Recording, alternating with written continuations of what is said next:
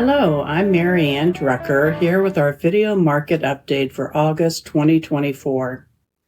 With the Summer Olympics still fresh in our minds, we were thrilled by the Herculean achievements of our favorite athletes who seem to defy the laws of physics.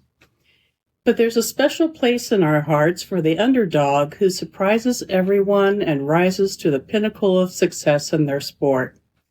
Move over, Giants, for July was the month of the little guy. Not necessarily in the world of the Olympics, at least as of the time of this recording, but certainly in the investing world. As we've mentioned in previous market updates, the rally in equity markets this year has been fueled by a handful of the largest companies, predominantly in the technology or growth sector. But that dominance shifted in July with smaller and mid-sized companies, especially value stocks, powering ahead.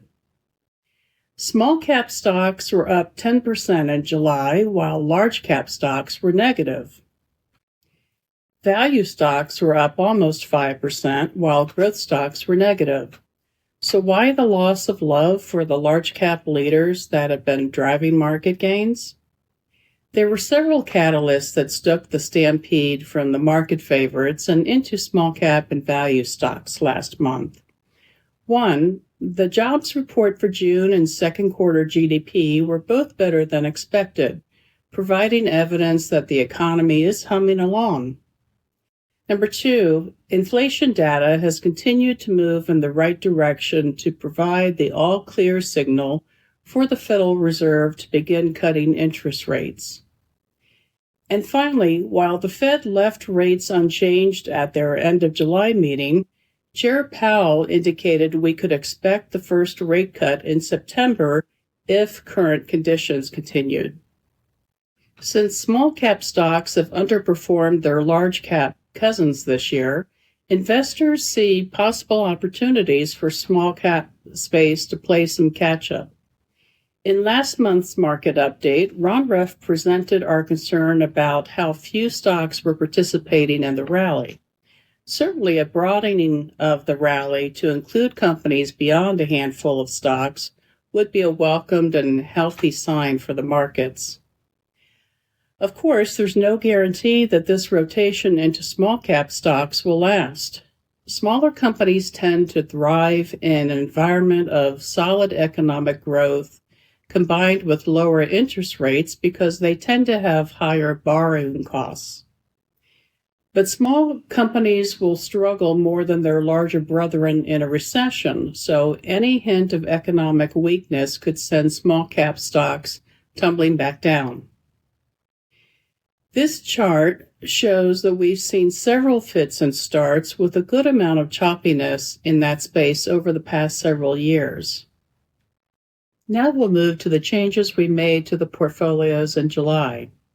As a trend follower, FSA endeavors to have exposure to the leading areas of the stock and bond markets.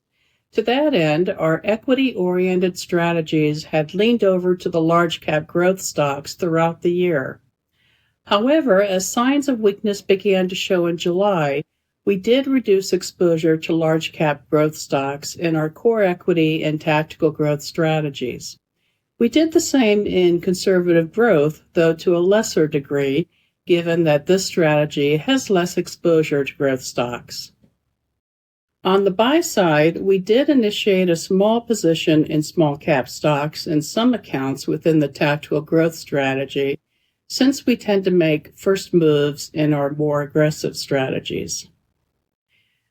A sustained trend that lasts more than 1 month would suggest that the July rally in small caps has legs, and that is what the portfolio management team will be watching for before more broadly shifting the portfolios over into the small cap space. FSA tends not to react to sharp, sudden market actions to the upside, especially in our more conservative strategies, since such powerful moves often prove to be short-lived. And volatility in the markets could very well ramp up as investors react to surprises and uncertainty surrounding the presidential election coming up in the fall. Well, that's it for this video market update. If you have any questions or comments about its content, please don't hesitate to reach out to us. Until next time, thank you for watching.